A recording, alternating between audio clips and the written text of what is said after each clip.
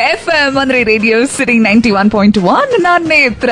ಇವತ್ತು ಸ್ಟುಡಿಯೋನಲ್ಲೇ MMK team ನಮ್ಮ director for the first time direct ಮಾಡ್ತಿರೋದು ಕವಿರಾಜ್ ಅವರು and also producer Dinakar Thoogudeepa ಅವರು ಅಂಡ್ ಆಫ್ ಕೋರ್ಸ್ ನಮ್ಮ ಹೀರೋ ಸೂರಜ್ ಗೌಡ. 3 ಜನ ನೀವು ನಮ್ಮ ಕರೆಯೋಲೆಗೆ ಹೋಗ್ಬಿಟ್ಟು ಇವತ್ತು ನಮ್ಮ ರೇಡಿಯೋ ಸಿಟಿ ಸ್ಟುಡಿಯೋಗೆ ಬಂದಿದ್ದು ಬಹಳ ಸಂತೋಷ ಆಗಿದೆ. ನಮಗೂ ತುಂಬಾ ಸಂತೋಷ. ಹೇಳಿವಂತೆ ರಿಲೀಸ್ ಇವತ್ತು ಈ ಸ್ವಲ್ಪ ಟೆನ್ಷನ್ ತೋರಿಸ್ರಿ ಮುಖದಲ್ಲಿ. ಟೆನ್ಷನ್ ಏನು, ಇವಾಗ ಎಕ್ಸ್ಪೆಕ್ಟ್ ಮಾಡಿದ್ವಿ ರಿಸಲ್ಟ್ ನ. ಓಕೆ, ಸೊ ಅದೇ ತರ ಆಗಿದೆ. ನಾವ್ ಎಕ್ಸ್ಪೆಕ್ಟ್ ಮಾಡಿಕ್ಕಿಂತ ದೊಡ್ಡದಾಗ ಸೂಚನೆಗಳು ಕಾಣ್ತಾ ಇದೆ. ಓಕೆ, ಸೊ ಅದಕ್ಕೆ ವಿ ಆರ್ ವೆರಿ ಹ್ಯಾಪಿ.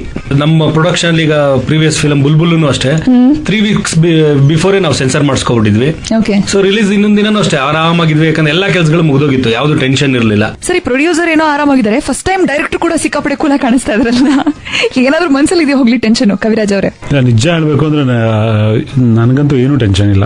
ಶುದ್ಧವಾದ ಎಫರ್ಟ್, 100% ಎಫರ್ಟ್ ಹಾಕಿದೀವಿ. ಯಾವಾಗಿಂದ ಇದು ಈ ಐಡಿಯಾ ಬಂದು, ಯಾವಾಗಿಂದ ಈ ಸ್ಕ್ರಿಪ್ಟ್ ನಡೀತಾನೆ ಇತ್ತು ನಿಮ್ಮ ಮೈಂಡ್ ಅಲ್ಲಿ? ಅಟ್ ಲೀಸ್ಟ್ ನಾನು ಡೈರೆಕ್ಟರ್ ಆಗಬೇಕು ಅನ್ನೋ ಆಸೆ ದಿನಕರ್ ಡೈರೆಕ್ಟರ್ ಆಗಿಂತ ಮೊದಲಿದ್ದ. ಆಕ್ಚುಲಿ ಇವ್ರು ಡೈರೆಕ್ಟರ್ ಆಗಿ 3 ಸಿನಿಮಾ ಮುಗಿಸ್ಬಿಟ್ರು, ಕೆರಿಯರ್ ಆಗಬೇಕು. ನಾನು ಅದಕ್ಕಿಂತ ಮೊದಲೇ ಇವ್ರ ಹತ್ರ ಹೇಳ್ತಿದ್ದೆ ಡೈರೆಕ್ಷನ್ ಮಾಡಬೇಕು ಅಂತ.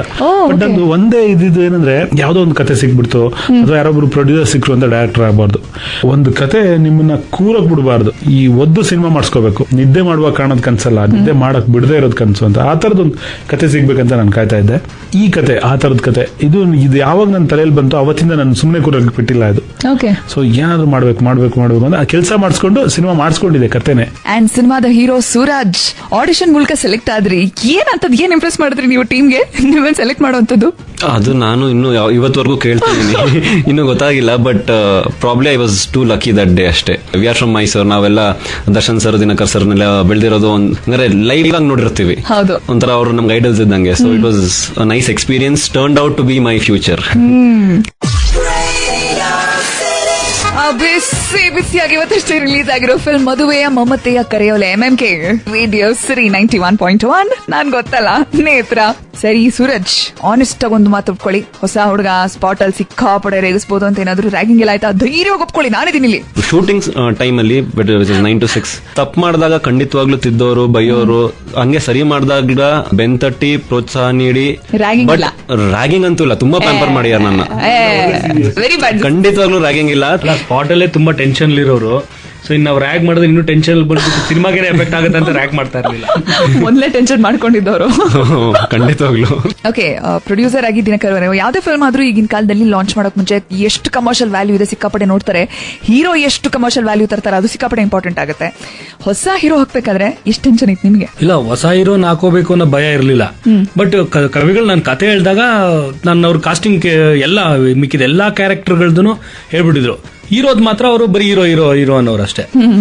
ಸೊ ಆಮೇಲಿಂದ ಕತೆ ಎಲ್ಲ ಕೇಳಿದ್ಮೇಲೆ ಆಮೇಲೆ ಕವಿಗಳು ಕೇಳಿದಾಗ ನಾನು ಅನ್ಕೊಂಡಿದ್ದೆ ಯಾರ ಮಾರ್ಕೆಟ್ ಅಲ್ಲಿ ಇರೋ ಹೀರೋನೇ ಪ್ಲಾನ್ ಮಾಡೋಣ, ಹೊಸೊಬ್ಬ ಐಡಿಯಾನೇ ಇರಲಿಲ್ಲ.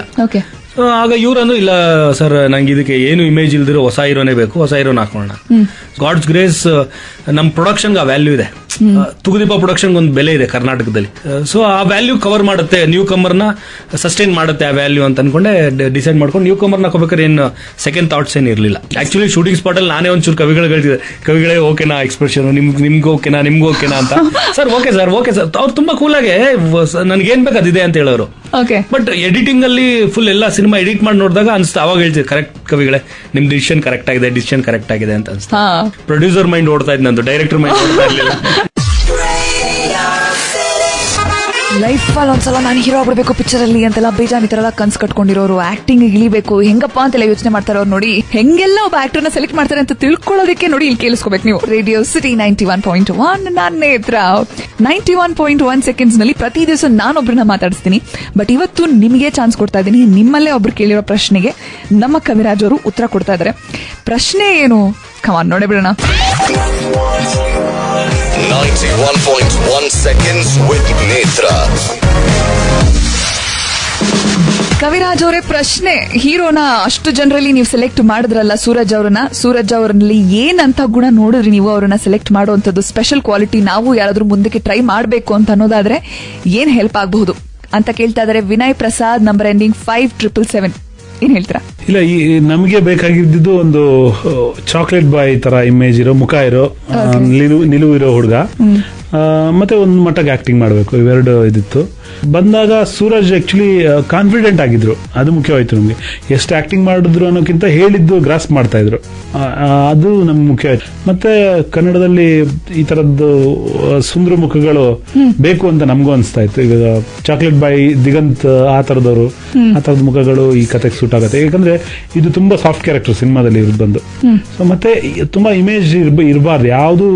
ಈಗ ಜನ ಥಿಯೇಟರ್ಗೆ ಬಂದ್ರೆ ಇವ್ರ ಮೇಲೆ ಏನು ಅನ್ಕೋಬಾರ್ದು. ಈಗ ಸಾಮಾನ್ಯ ಯಾರೋ ಒಬ್ಬನ ಹೀರೋ ಹಾಕೊಂಡ್ರೆ ಒಂದು ಸೀನ್ ಬಂದ್ರೆ ಅಲ್ಲಿ ಯಾರಾದ್ರೂ ಅವ್ನಿಗೆ ಬೈದ್ರೆ ಜನ ಹೊಡಿತಾನೀಗ, ಈಗಿದೆ ಫೈಟ್ ಅಂತ ಎಕ್ಸ್ಪೆಕ್ಟ್ ಮಾಡ್ತಾರೆ.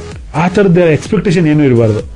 ಏನಾಗತ್ತೆ ಅಂತ ಜನ ನೋಡ್ಬೇಕು, ಹಿಂಗಾಗ್ಬೋದು ಅಂತ ನೋಡೋದ್ ಬೇಡ ಅನ್ನೋ ಒಂದು ಉದ್ದೇಶ ಆಯ್ತು ನಮ್ಗೆ. ಹಾಗಾಗಿ ಸೂರಜ್ ಅವ್ರನ್ನ ಚೂಸ್ ಮಾಡಿದ್ವಿ. ಅವತ್ತು ಬಂದವರಲ್ಲಿ